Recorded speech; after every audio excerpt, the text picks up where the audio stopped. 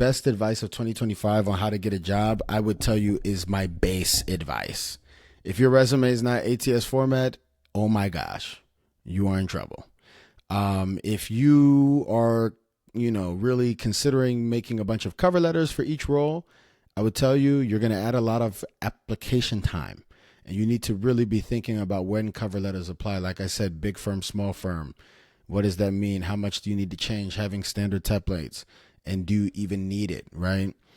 And then the third thing, which is the job interview, I'm like, hey, the job interview is an expectation. It's expected you be prepared. At that point, we've put you in the game. You go out there and try to win. You can't hang too much on job interviews, only because if you're prepared, sometimes you just lose to better candidates. It's just a reality. But the three things that I think he missed out on a lot when we talk about what it means to get a job is mentorship, networking, and utilizing LinkedIn. And those things all sound like they could be bundled up together, especially networking and LinkedIn. But the truth is, they all fall in different lanes, and they're probably the most important things. And I'll tell you why, because now with the amount of applications going into roles, if you know someone, you are halfway in the door. I mean, knowing someone's going to get you an interview at these days, it's just a fact. I've seen it in my own career. I've seen it for other people. In fact, multiple jobs that I've gotten in my life are just because I knew somebody already. So the networking piece is so big. How do you network? You can utilize LinkedIn. It's one of the easiest platforms to utilize. It's tough to get replies, right? But finding people who went to your school, who are alumni that can vouch for you, or maybe who were in a club, or maybe if you go through your connections and see someone has a connection of a connection, getting an introduction set up. I mean, that's going to go a long way, believe it or not. And a lot of times you can frame a conversation of just being, hey, I just want to get to know a little bit more about your background, what you do, and hear about it. And then you can drop the bomb of, hey, I'm applying to this role. Can you help me out? Those things matter. Additionally, LinkedIn is a great tool because you're able to reach an audience every time you want to say something. Take that as you may. I've kind of calmed down on LinkedIn a little bit because I've noticed how, it's gotten very cringe. I'm very excited to announce that I'm very grateful to God and blessed to say that, it's like, okay, guys, we get it. And it's like you're torturing everybody else by announcing your job sometimes, right? But there's still ways to communicate, say things on LinkedIn. Like I went to go speak to some interns last year, and I was like, hey, I'm out here, being a contributing member. I'm showing people that, hey, I'm a culture warrior. Like if you bring me to a team, I rep the culture of that company well. So little things like that you can do on LinkedIn, and there's, like I said, there's so much more. You just got to get on there and spend time. I got some good advice when I was in college, like, hey, just spend an hour a day on LinkedIn, bro, and watch how your perception of things and how things go a little bit maybe differently for you. So there's that. Some additional stuff I would say, I'd go to the mentorship piece now. So you utilizing the LinkedIn, you're networking with people, and then how do you get people to vouch for you, man? Getting older professionals, especially if you're a young person coming out of undergrad or out of a master's program, you're still in your 20s or you're in your early 30s. How do you get people in their 40s, 50s, 60s to vouch for you?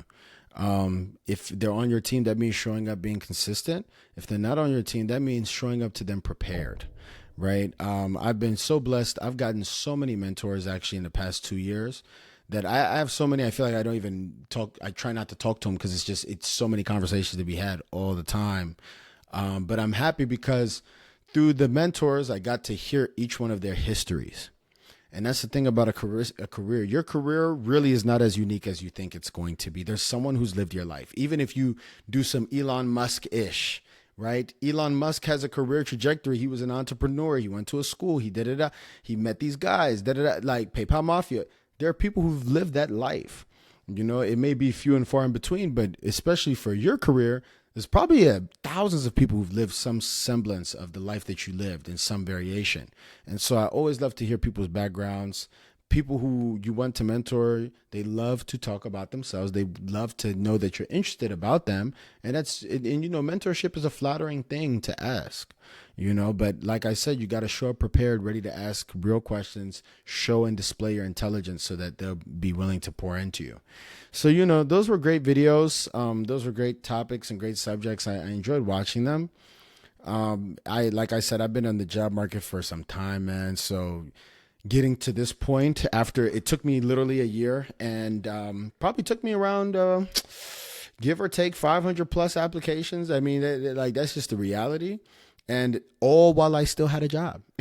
Like the job market's so tough. People aren't quitting jobs and then applying. They're staying employed and then applying. Right. And that's just where we're at. And, until something really changes in the foreseeable future, it won't get much better than this. It'll only get more competitive. It'll only get more chippy. And, people are going to have to fight, man. People are going to have to fight, but keep your options open. And, I've seen people take some really courageous, amazing routes into doing different things that maybe they wouldn't have ever thought they did, but they just decided to just do it just cause. And I think keeping your mind open, understanding that a job is a job is a job. Sometimes a job just needs to provide. It just needs to hold you down until you can get to a place where you're comfortable or can do something that you want to do or pursue something else. Understanding that, especially while you're young, is important. So, yeah, man, that's going to be it for this stream, man. I appreciate anyone who tuned in today, anyone who watched, subscribe, like, follow, do all the great stuff. And we'll keep it going. I feel like I've been a little serious with these last two ones. Maybe I'll find some humor and joke around a little bit tomorrow or sometime this week. And yeah, that's that on the job piece, man. I'm glad we could do this. I think we'll probably re-explore it a little bit later on and get back to the grind. All right.